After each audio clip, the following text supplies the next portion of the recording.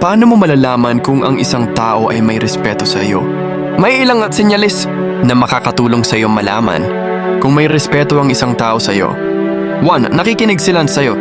Kapag nag-uusap kayo, nagbibigay sila ng buong atensyon at hindi sila nakatingin sa cellphone. 2. Pinahahalagahan ang iyong oras. Sila ay laging on time at hindi basta-basta nagka-cancel ng mga usapan. 3. Nire-recognize ang iyong mga efforts. Pinapahalagahan nila ang mga nagawa mo at hindi sila nagte-take credit sa mga ito. 4. Tinatanggap ang iyong opinion. Kahit may disagreement, hindi sila nagiging disrespectful or nagmumura. 5. Nire-respeto ang iyong boundaries. Alam nila kung kailan dapat huminto o magbigay ng espasyo.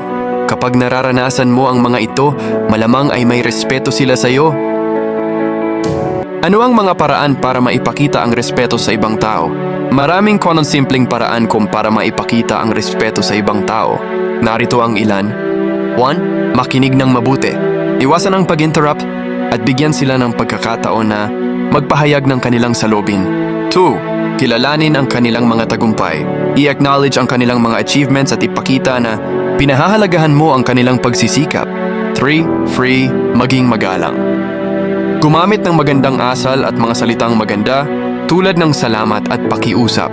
4. Galang ang kanilang opinyon. Kahit hindi ka sangayon, ipakita ang pag-unawa at respeto sa kanilang pananaw. 5. Panatilihin ang iyong mga pangako.